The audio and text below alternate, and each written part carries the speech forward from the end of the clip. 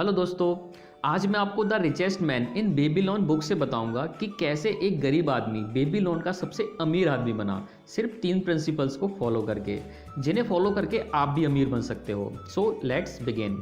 Babylon city में अरकत नाम का एक आदमी रहता था, जो वहाँ का सबसे अमीर आदमी था। वो खूब पैसे दान करता था, खर्च भी करता था, फिर भी उसकी इनकम बढ़ती जा रही थी। एक दिन अरकत के कुछ पुराने फ्रेंड्स मिलने आते हैं और अरकत से बोलते हैं कि तुम बहुत लकी हो और बेबीलोन के सबसे अमीर आदमी हो। तुम अच्छे कपड़े पहनते हो, अच्छा खाना खाते हो, जबकि हमारे सारे पैसे घर का खर्च उठाने में ही चले जाते हैं। हम आज भी बहुत स्ट्रगल कर रहे हैं। एक टाइम था जब हम सेम स्कूल में पढ़ते थे, सेम टीचर से। हम गेम्स भी सेम खेलते थे। तुम ना तो पढ़ाई में हमसे अच्छे थे और ना ही गेम्स में, और तुमने ज़्यादा हार्ड वर्क भी नहीं किया।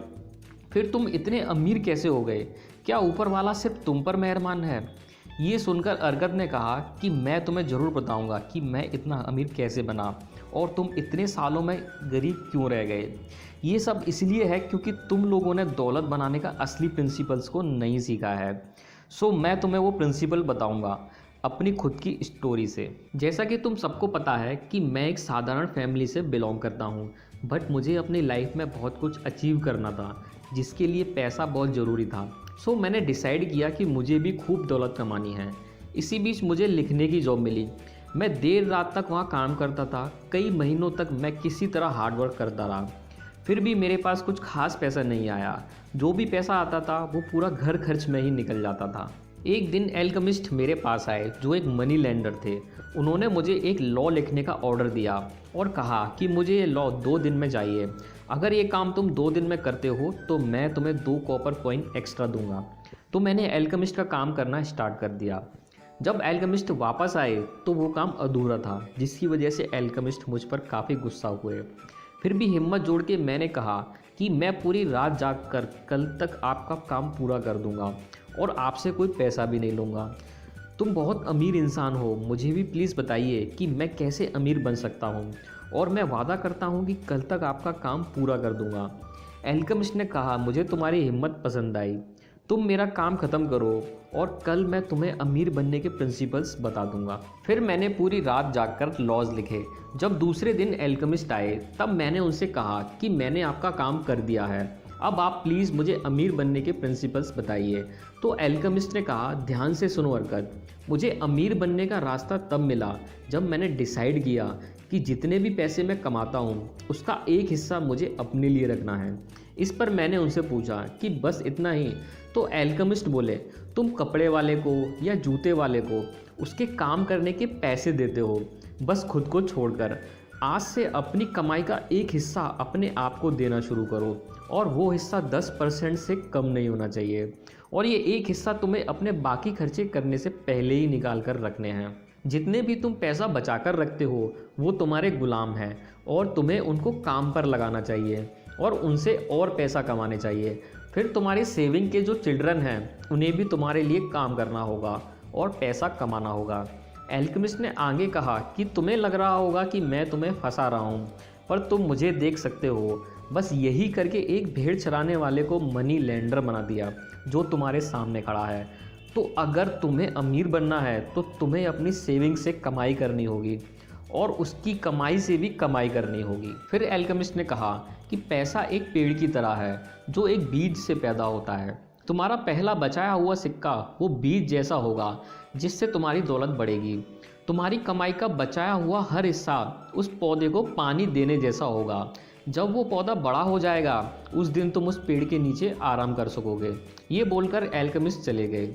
मैंने उनके इन प्रिंसिपल्स को ट्राई करना स्टार्ट कर दिया और अपनी कमाई का एक हिस्सा सेव करने लगा, जो 10% से कम नहीं था। पूरे 1 साल बाद एल्केमिस्ट वापस आए और उन्होंने मुझसे पूछा, तुमने अपनी कमाई का 10% सेव किया? उस पर मैंने कहा हाँ। फिर एल्केमिस्ट ने पूछा कि तुमने उसका क्या किया? तो मैंने कहा कि मैंने वो सेविंग अपने एक दोस्त को दी हैं, जो दूसरे देश से सस्ते गहने खरीदने गया है। हम वो गहने बेबीलोन में बेचकर ज़्यादा पैसे कमाएंगे। उन्होंने मुझसे पूछा कि क्या मेरा दोस्त यही काम करता है? मैंने कहा नहीं, वो ईंट बनाने का काम करता है। ये सुनकर एल्केमिस्ट गुस्सा हुए। उन्होंने कहा, तुमने बहुत बड़ी गलती कर दी। तुम एक ईंट बनाने वाले पर कैसे भरोसा कर सकते हो? कि उसे गहनों की अच्छी नॉलेज होगी। ये काम तुम्हें किसी जौहरी या सुनार को देना चाहिए था। अब तुम फिर से पैसा सेव करना स्टार्ट कर दो और अगली बार ये गलती मत करना।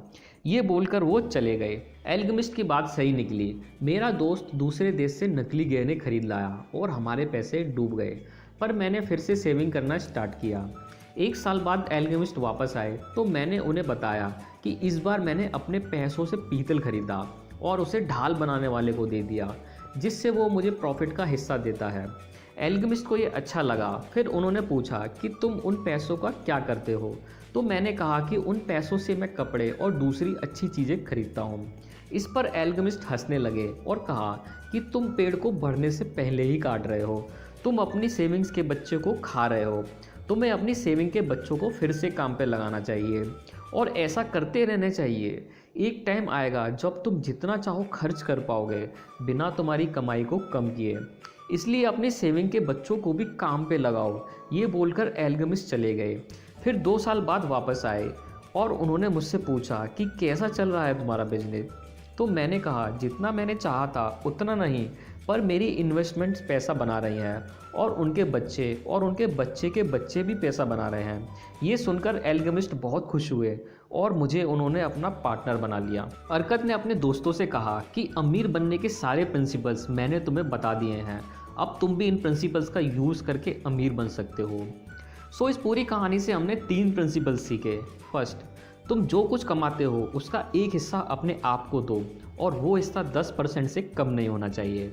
सेकंड, उस सेविंग को काम पे लगाओ और उस सेविंग के चिल्ड्रन और उनके चिल्ड्रन के चिल्ड्रन को भी काम पे लगाओ। थर्ड, एडवाइस उन्हीं से लो जिनके पास उस चीज़ का एक्सपर्टीज़ हो। तो दोस्तों ये बातें मैंने आपको the richest man in Babylon book से बताई हैं। अगर आपको ये वीडियो अच्छा लगा हो तो सब्सक्राइब कीजिए इस चैनल को ऐसे ही और मोटिवेशनल वीडियोस देखने के लिए। And thanks for watching.